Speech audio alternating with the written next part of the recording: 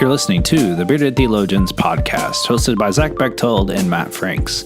We hope you enjoyed today's podcast and check us out online at beardedtheologians.com.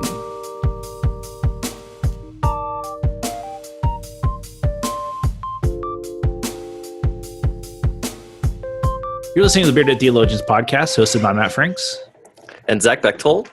And today we have another special guest with us. We have the Rev Joe Stobaugh, and I'm going to let him tell you all of his title because it's like way too long and I couldn't write it down. But Joe, we're glad to have you, man. Tell us a little bit about yourself, where you're at, where you're from, those kinds of things. Yeah, thank you so much. I'm really thrilled to be a part of this and keep up with all the Bearded Theologians Instagram pieces, and so it's really exciting to be with you. Yeah, so I'm currently serving at Grace Avenue United Methodist Church as the Executive Minister of Worship and the Arts, and Grace Avenue is in Frisco, Texas, just a little north of Dallas. With no traffic, it's about 30 minutes into downtown, and on a Monday morning, it can be 2.5 hours. So it's like life in the Metroplex. But so I'm also the immediate past president of the Fellowship of United Methodists in Music and Worship Arts, which is the Methodist Church's Guild for Worship Artists. And been at Grace Avenue for coming up on 5 years. I've served in churches at the North Texas Annual Conference, Travis Park United Methodist Church down in San Antonio, First Longview in the Texas Conference, and then some churches in seminary all kind of across the Metroplex. So it's been a fun journey so far. Awesome. Matt. So Joe, you do this really cool ministry, this ukulele ministry. Share a little bit about that ministry and what goes on with that and how it kind of developed and all that stuff. Yeah, okay, for sure. So it's a great question. When it's so much more nicely phrased than usually, like when we go play at another church, the first like 30 seconds of people's faces are like, what in the world is happening right now?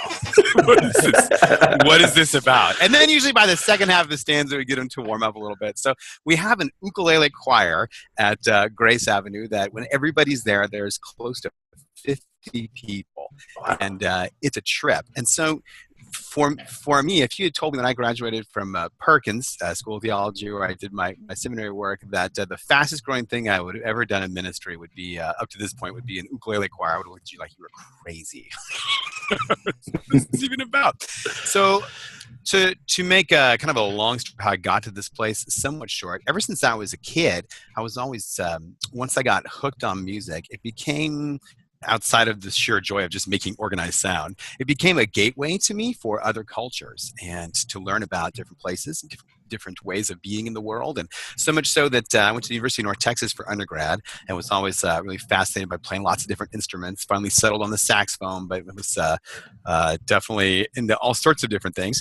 And I started off with a music education degree in case the rock star thing didn't work out. And it didn't, which is probably for the best.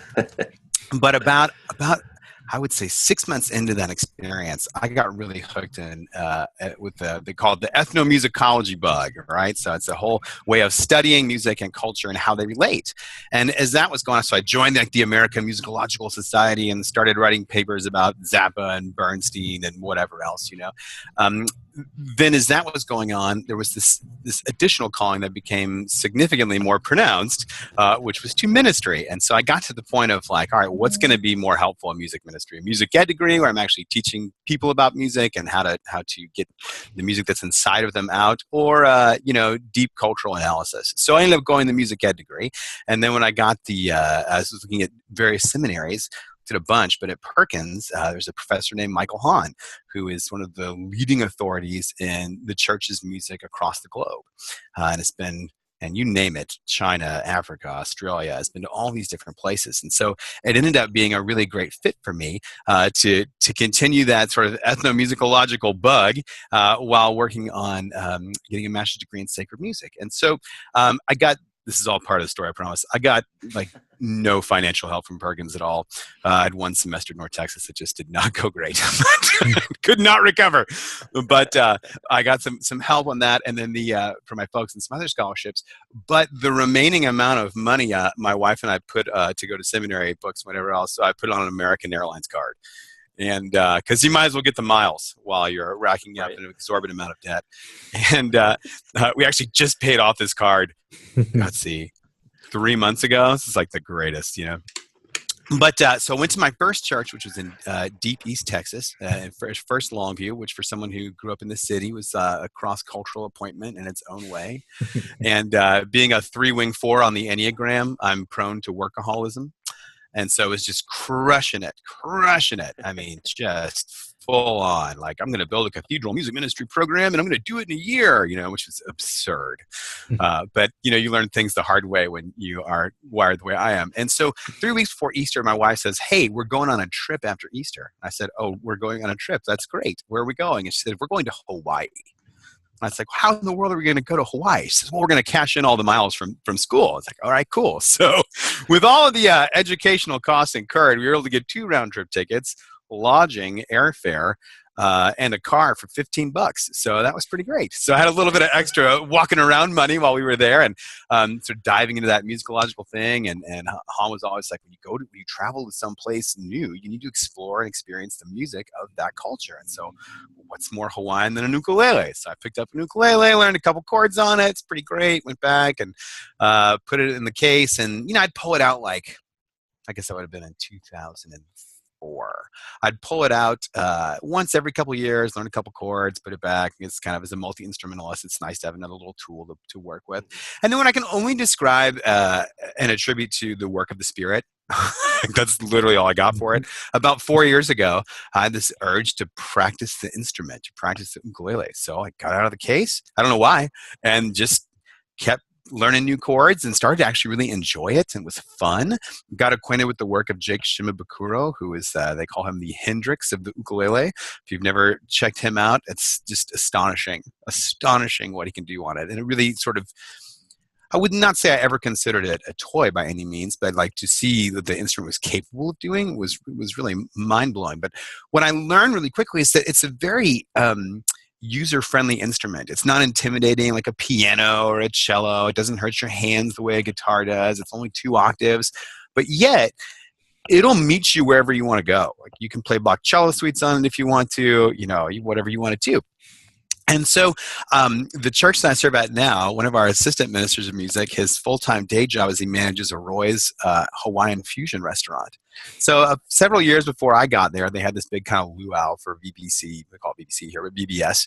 And they had bought a bunch of kind of like beginner grade instruments, and it just sat in boxes for, outside of that event. And so I found myself going, I think I could teach this to people. This could be fun. And so put out an email in the church newsletter, invited a couple folks, said, hey, never done this before. If you've never done anything musical, come be a part of this. Come check it out. And we'll have some instruments. There's no investment. You don't have to buy anything. Like a beginner ukulele is not very expensive. And much to my just utter shock, 20 people came the first night.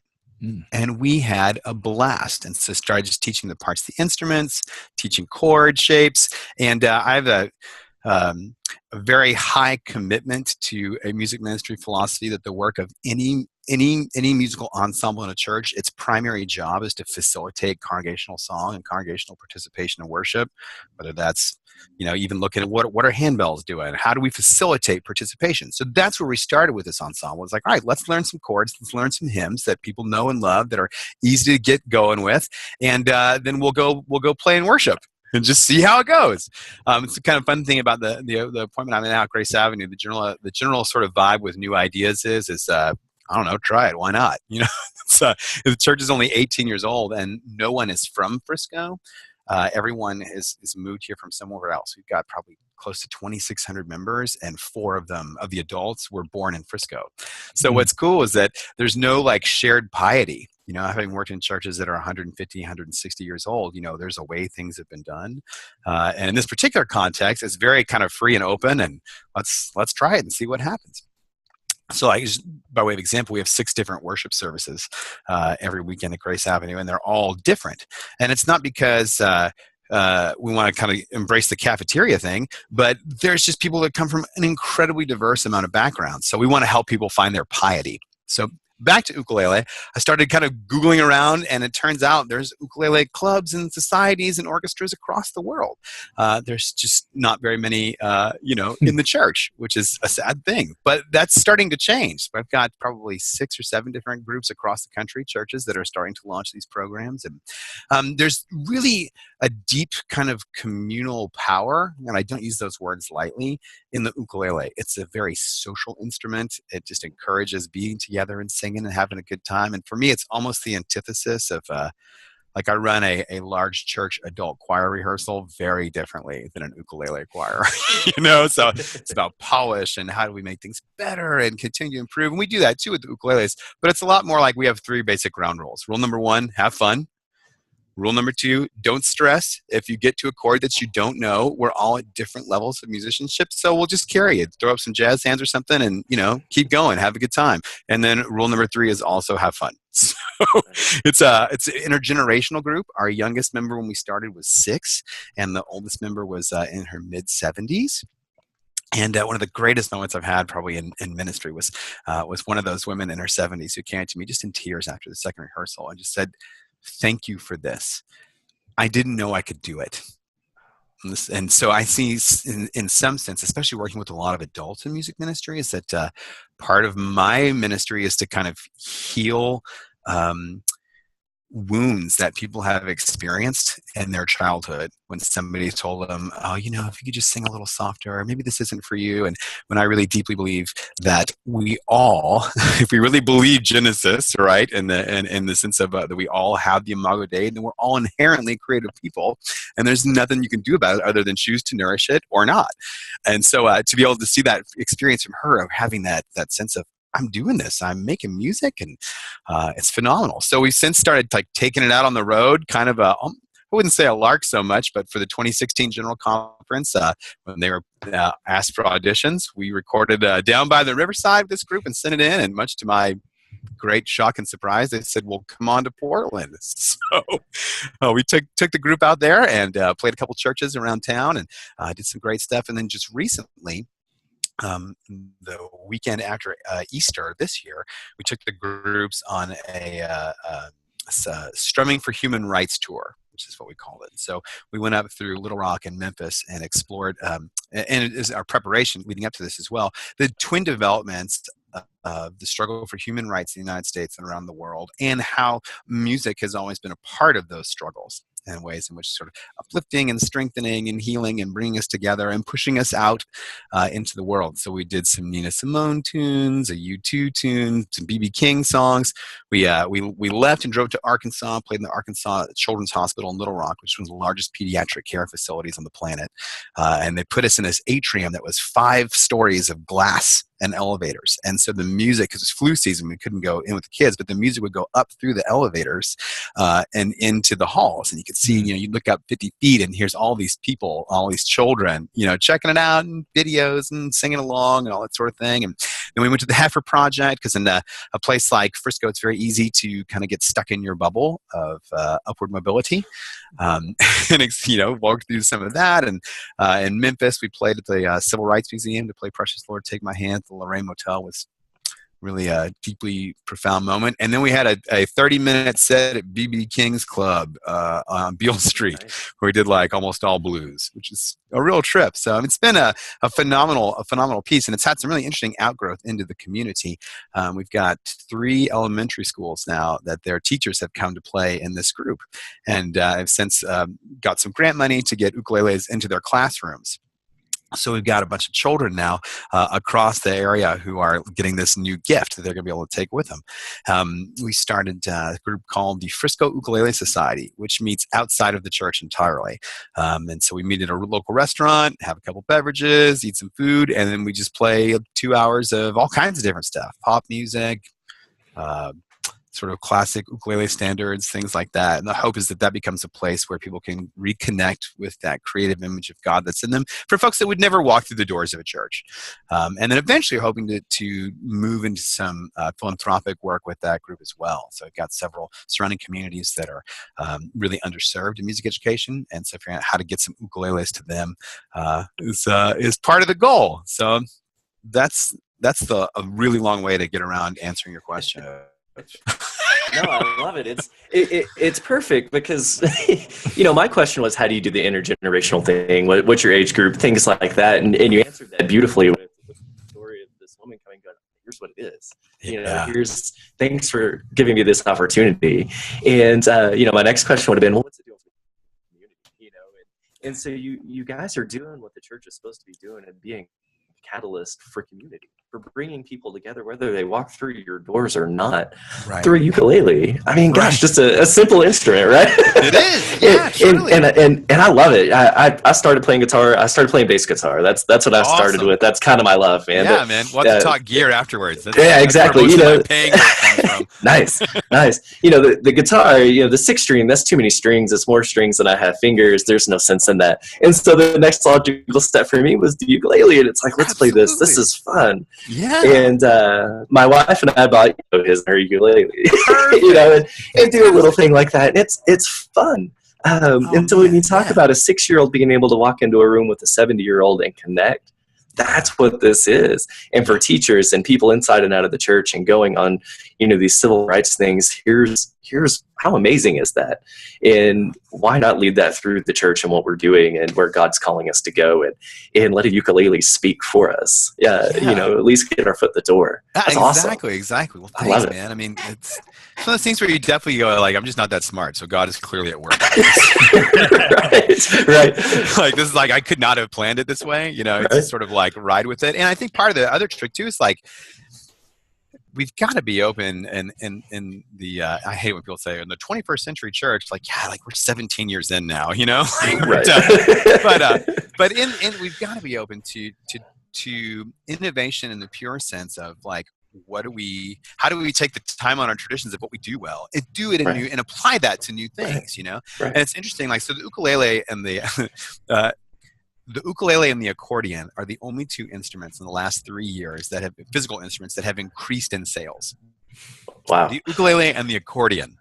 Right. Right. So, go hipsters, keeping the dream alive. Exactly.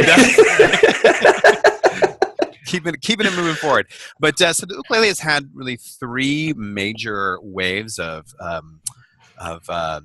success around the world in the United States. But in other cultures, like communal music making is just what you do. Like, it's not abnormal at all. I read that the average Westerner knows 2 songs: Happy Birthday and Jingle Bells.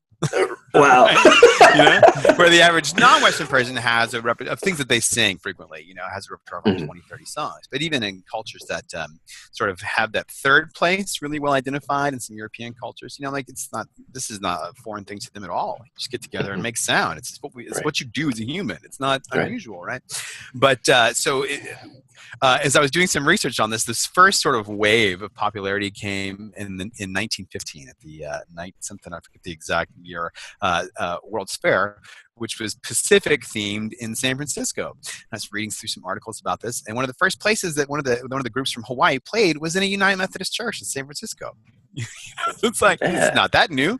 We just got to find ways to connect with people. And what's great about the ukulele, and it's sort of a similar thing with singing as well. Like, the instrument is inside of you, right? And an ukulele, if you really want to drop $6,000 on one, you can, but you can also, for even $65-$70, you can get a really decent instrument that's going to sound pretty good. It's going to stay in tune. It's not a toy, right?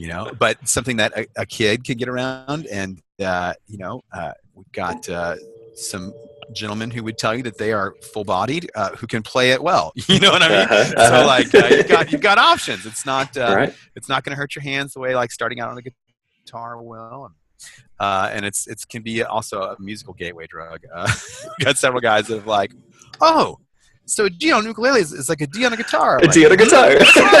Yeah. We got a couple of guys who play baritone, which is, the same fingerings as guitar, and sort of can begin to branch out, Yeah.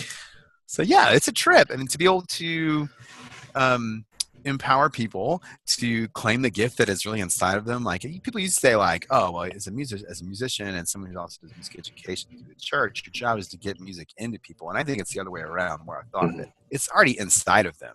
We just got to find ways to connect it and pull what's already in there out of them. Yeah, I love that. I love that a lot, actually. That Imago Dei thing is actually real. Yeah, right.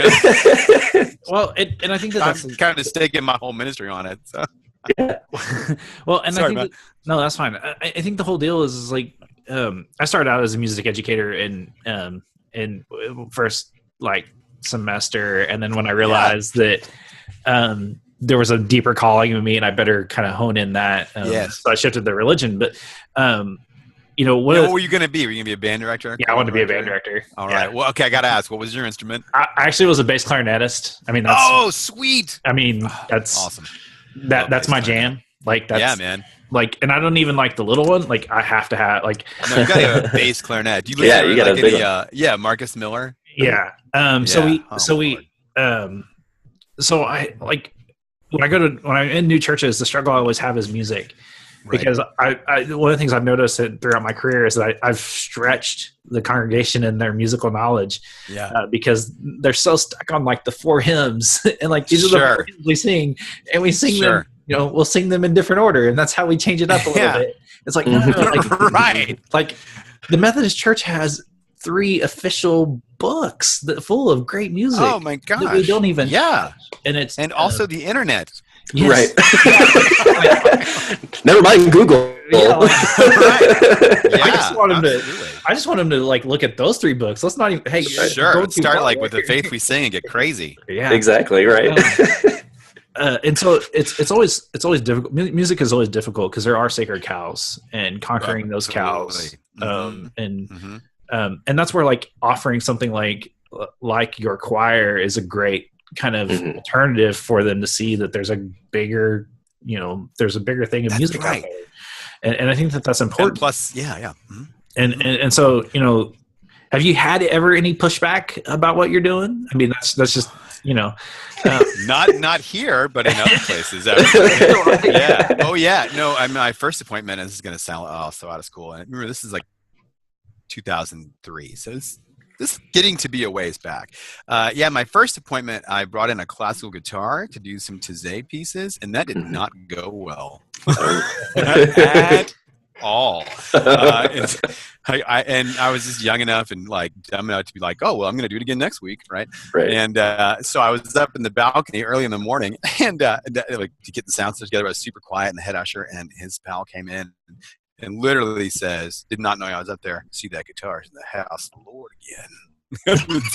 We're going to have to do something about that. I'm like, oh, wait, what? So yes, in various places I've experienced. I've had hymnals slammed and thrown down, and I did one service actually. We got the faith we sing in one particular place, and so I built like the opening hymn festival around it with like a lot of Cokesbury stuff, that's in there as well. So it's like, it's not like I don't want to do your thing, we're just expanding. And with sort of the receiving line on the way out, sort of my biggest critic comes up to me and says, I just need you to know that's the worst Methodist service I've ever been a part of. Okay, thank you. Okay. I'm sure there's for sale signs in my yard that I didn't put there. Right. But then 5 people later, someone comes and says, that's the best thing we've ever done here. So if you're somewhere in between those two, you're probably okay. Yeah. But I tell you what I learned from that experience for me, especially with introducing new material, is that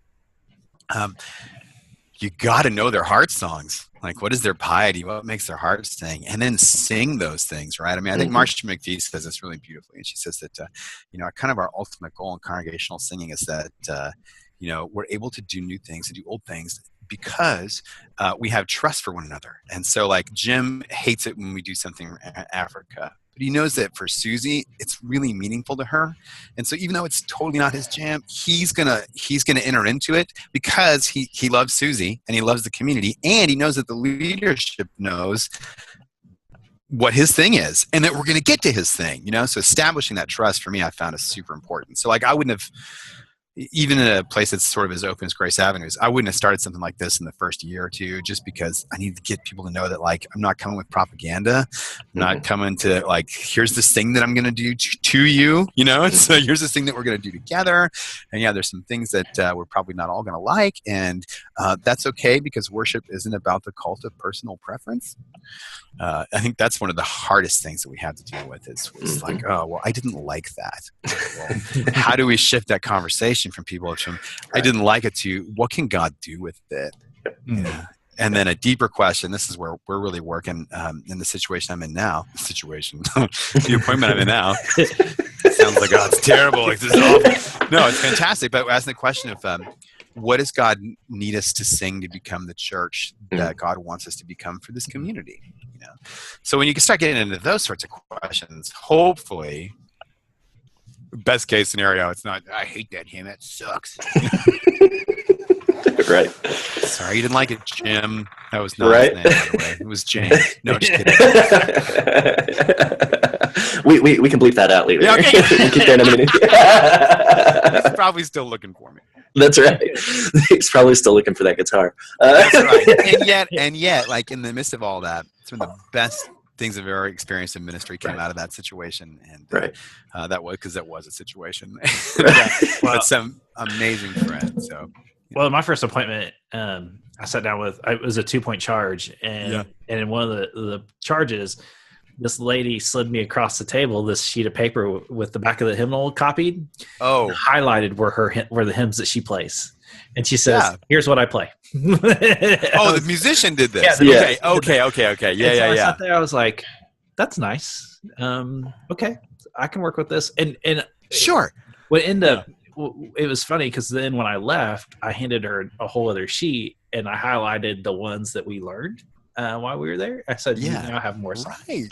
And see, I think, you can double up your highlighting. Yeah, right. And I think that we one of the things that we fall into in the church is that we kind of pigeonhole ourselves with music and a style or just a thing that kind of stunts our growth. And absolutely. You guys have 6 services. That's 6 different opportunities to offer music in 6 different ways. And that's glorious. And some of us are not in that kind of position to be able to do that. No, it's like, let me be clear. I get it's a very privileged place to be. There's no doubt about it. So the struggle is real. Like for someone like me who does have a heart of music, like, I would love to be able to do different things every Sunday or, mix it up. Like this past Sunday, we did that. We did all contemporary music this past Sunday, except for there was one. I played a recording from the Gentle Wolves, and I played "Leave It There" by the Gentle Wolves covered, and they sang louder on that song than they've sang in any other hymn they've sung in my entire 3 years there, and it's just like, where's this been? And so, the struggle that we have in our, in a lot of our context in churches is that we struggle to get diversity in because everybody's just so ingrained in their ways. Do you have any suggestions on maybe how to kind of break that up a little bit? Absolutely. Yeah. And like, oh man, the struggle is real. There is no doubt about it. And especially when, we're locked into particular ways of being with one another, right? That's half the challenge too, and then it's always been in a particular way. So I think the first thing is we talked about earlier, is definitely like trust is huge. It's everything, because if they trust you, they'll try some things, and especially if I often pair things together. We'll do something that they know and love really well, and then something that's new and different. So that way, and often I'll put it in the middle, right? Close out with familiar, right? So then people go, oh yeah, that was great. Remember we said, I love that hymn, right? And then keeping things in rotation is really important. So for example, if I was going to teach a new song after that trust piece had been established, I would first begin with having the organist or whatever your musical force is play it as a prelude or a postlude, so they get it in their ear week 1, and then week 2 maybe just teach them the chorus and have it work as a response to something that's already happening in the liturgy. Then week 3 put it all together. Week 4 do it again, the whole thing.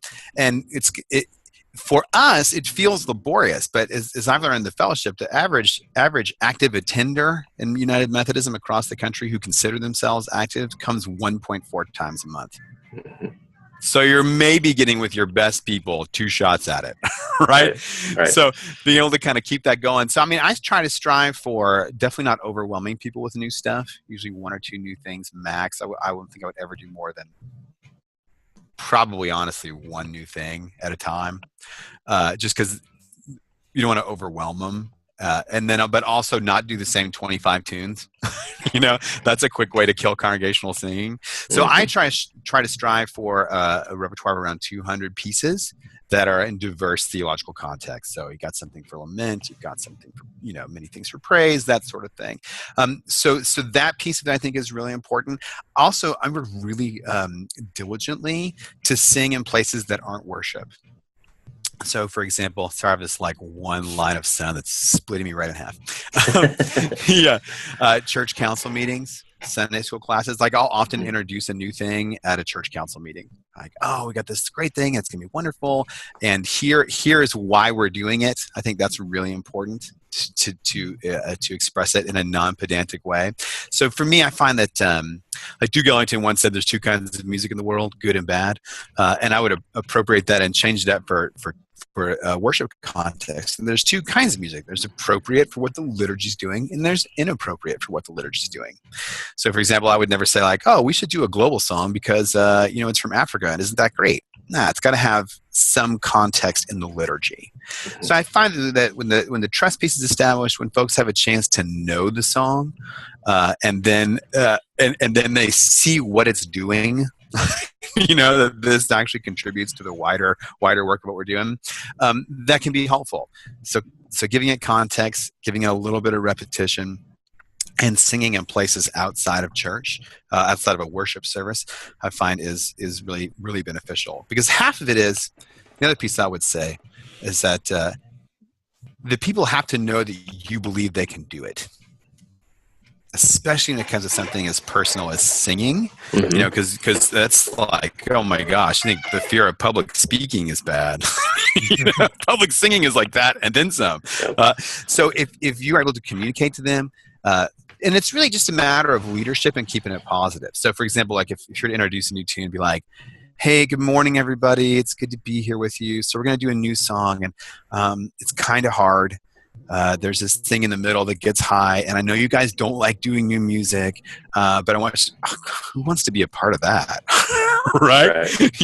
Or the converse of that be, oh man, we've got this wonderful piece that we're going to learn today. We're talking about God's insert characteristic here, and this piece comes to us from our brothers and sisters in El Salvador, and it's amazing. And I'm going to sing this first part, and you sing it back to me.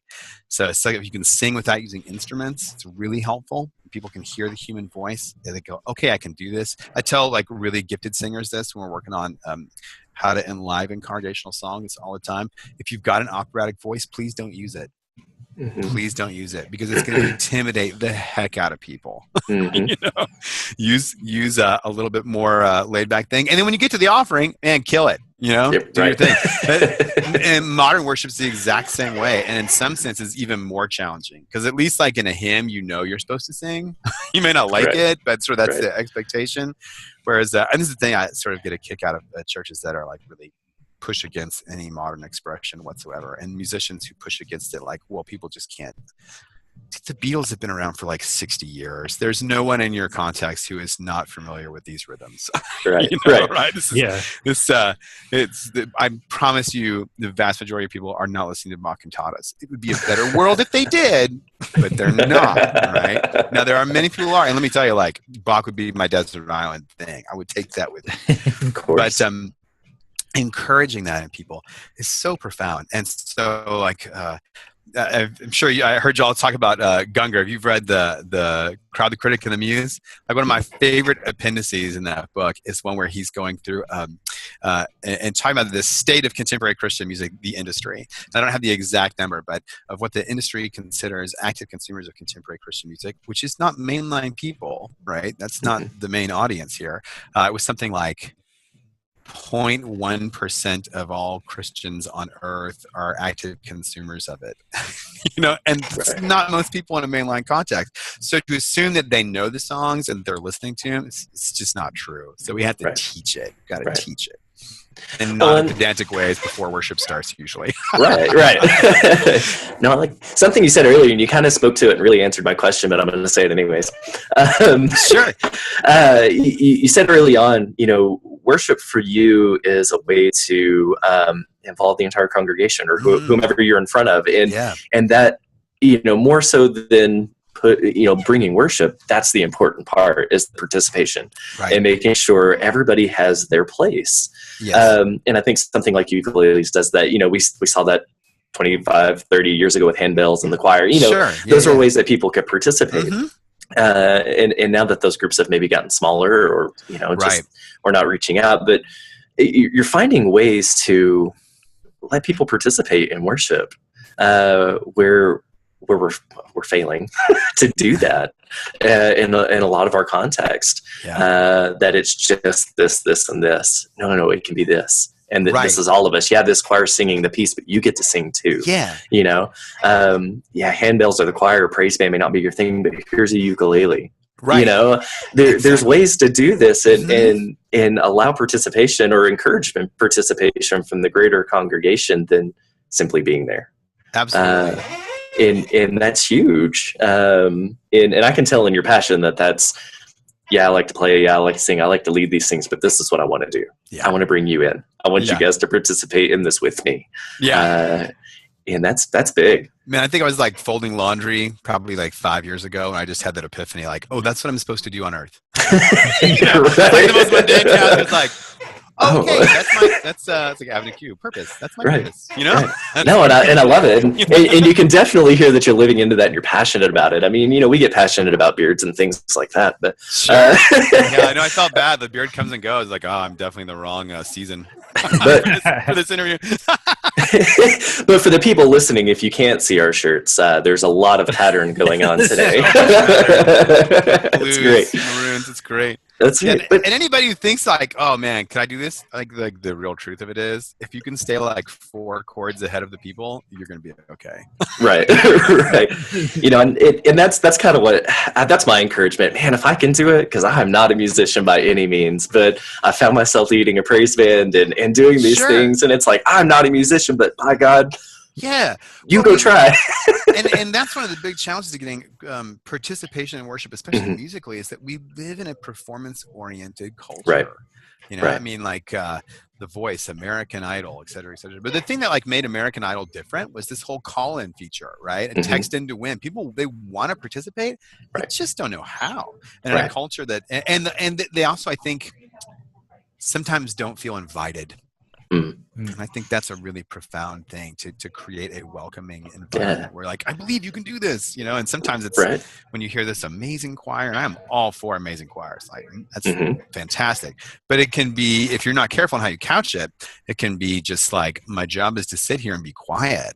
I mean, like a traditional sermon. Where else in the world do we expect people to sit down for 20 to 45 minutes and not respond or engage in any way? Like, man, we don't even teach kindergarten that way. And I haven't for years, or college half the way. So we've got this sort of these unwritten rules, and people want to do well. I think people deep in their heart, they want to I need to understand the context of where I'm at and what am I supposed to do, and I don't know, I don't want to mess it up, So create an environment of let's do this, Right. But you're right. We've got to create that environment. I mean, I did a sermon a couple of weeks ago, when this airs, it'll be a couple of weeks ago, where I simply just have people close their eyes and tell me what you see.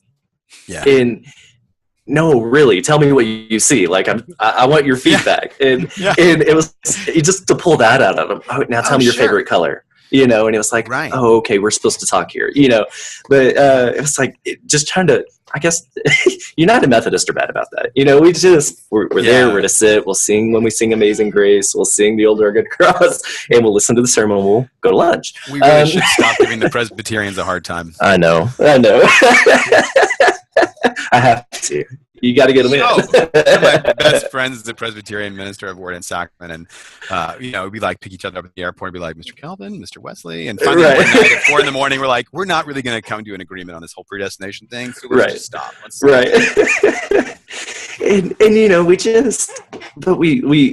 got to have that invitation. You're right. And building that trust is huge, but making that invitation of, hey, join me. I'm here with you. Join this. And not just in the music. I mean, one of the things that we work on as a worship staff at this place, which again, I feel like super privileged to have amazing colleagues to do all this stuff. My question number one for them is, how does every decision we make inhibit or invite people to participate in worship? Like, how is the lighting bright enough in the traditional space for people to see the bulletins? Is it dark enough in the modern space so people can get that mysterious vibe? Is the fonts big enough? Are the keys right? I mean, some of the challenges in our current hymnal is that it was produced in '89, and people just were able to sing higher then. It's true. Right. I mean, like there are several hymns that go, man, you take that down a third, because it's just they can't hit it anymore. So all those different things. But I think in addition to that, preaching. Oh my gosh. I remember the first time I experienced Doug Padgett do a progressional dialogue. I was like, oh, this is a game changer. So like when I'm preaching, I'll often do that and say like, no, not rhetorical question. I actually want you to, we have these rules. I want an answer here. Yeah, right. Talk to me. Right. Yeah. No, please. It's boring if I just talk, see the first part of this conversation. If I just talk for 20 minutes. See, that's why we have guests on, because of like these two guys. We've heard them. We need other people. Gotta mix this thing up a little bit. Well, and I think that's key. Is that within worship, we maybe the thing that we've missed, and maybe it's not been taught. I know it wasn't taught in seminary. Is the idea of what do we do? Everything we do. Look at the bulletin each week. What do we do? Does it include or does it exclude? And if it does, like really evaluate that. And while evaluating, the sermon is important, making sure that it's theologically correct and making sure the music is theologically correct and it all connects together. But if our whole service is all disconnected and all wordy and no connection, where flow. people have a, they have their part, we have, it really does draw people away. And my experience in the church, I didn't grow up in the church, so I wasn't like, I didn't come to Methodism with this like rich history of stuff. I was thrusted into it. And one of the things that got me into it was I played sax in one of those contemporary worship bands, where they like had the band. And so been there, done that, man. Yeah. So like, of course I didn't play all the time. So then I was back running soundboard and stuff. And I started noticing like, what would happen if they took me out? Like, what would that do to the music? And it wouldn't do anything. Like, it wouldn't change anything. And so I was like, I'm going to just stop playing, and I'm going to be engaged. Yeah, but the saxophone's so shiny. Right? It is. But what I noticed is that when I pulled myself out, and then I started engaging in other ways and getting like, hey, this is how hard they work, and like they would love for you to participate in this, and they were never. What I discovered is they were never invited to participate. Right.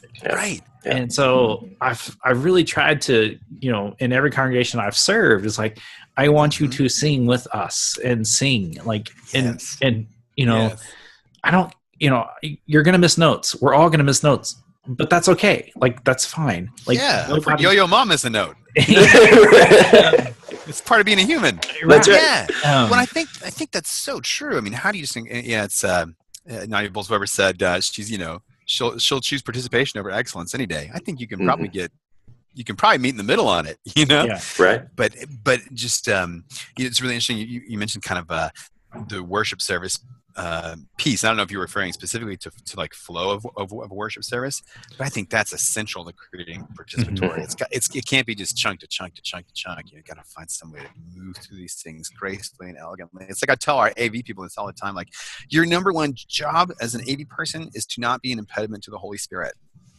So that means you got to be engaged in the service. That's right. right. The pastor's walking up there. You got to have that fader up, man, because nobody wants the to Jesus Christ, or feedback, because it pulls them out of that moment. Flow is the same way. If it's clunky, then people are automatically thinking about, oh, that was weird or whatever. When like they could have that moment of, I'm going to sing this new thing that we just learned, and everybody's behind it. It's going to be awesome. Can't be playing Candy Crush on the back while you're running the PowerPoint. Lord have mercy. Because we've all seen this so many times, and somebody who runs media a good bit. If I can't find the right volunteers, or by right, I mean any, right? Just the warm body, right? Yeah, I seriously. You just got to press the right arrow key. The trick is you got to do it at the right time. Yeah, you got to pay attention and then hit it. Right. One word before it comes up, just spend processor speed. But it's certain. I get the temptation, man. Yep. I totally get it. Yep. Well, and that's why I get a kick of when. I've been to Church of the Resurrection a couple of times. Sure. It's always fun when their AV stuff messes up, and I'm like, yes, they do it too. That's right. Yeah, I totally live for those moments, like on the award shows or whatever, the Grammys, and the mic doesn't work. Like, it's not just me. These are the best people on earth doing this. Right. These guys are getting paid. This is great. That's right. Yeah. They've had a year to do this. Right. One time, and that's the funny thing. Massive budget.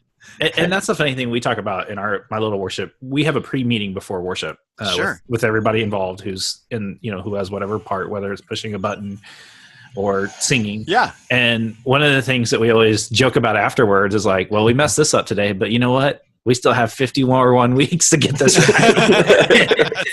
That's right. And we've in the 3 years that I've been here, the first 3 months were very choppy, and we were just trying to get the connected and the flow. And then I have to admit that probably at about month 4, once we hit our stride, we really hit a stride, and it's amazing to see how when worship is connecting and allows people to invest in and to listen and however to be involved.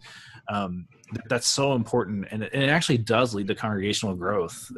There's no doubt. Yeah. And I think, to me, that's what churches are missing out on. I think our biggest problem is our worship services suck, and nobody wants to come to them. Right. And that's the problem. We really don't. We don't take excellence into worship. Right. We want our pastor to make sure that they do everything right, but then when it comes to worship, if they have a poor sermon or if they have poor music, no one seems to be wanting that to be the best. And I've noticed, like in some of the churches I've served previously, when we took that excellence in worship, it changed, it made the congregation better in everything. And so I think that that's key. And Joe, you definitely have shed some light on some great things.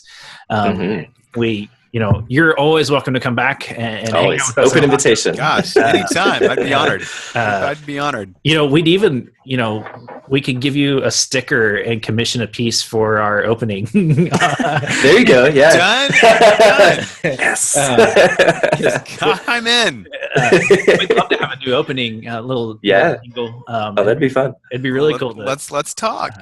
Yeah. We'll give you a coffee mug.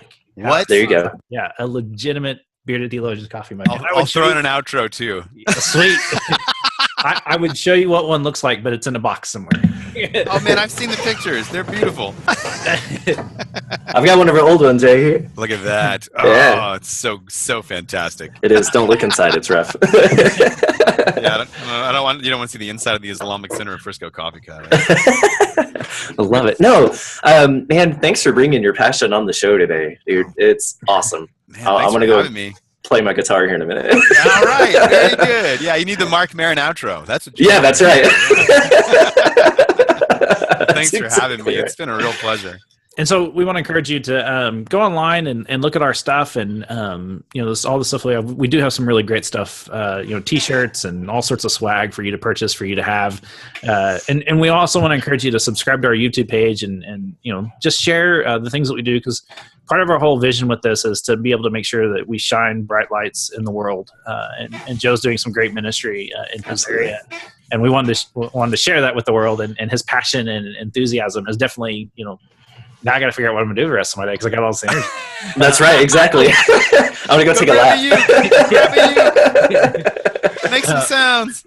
I got one over there. It's a totally one, It's purple. Hey, that'll work. It's good stuff. So we thank you for your time, and for the Bearded Theologians, I'm Matt Franks. I'm Zach Bechtel. Thanks for checking us out.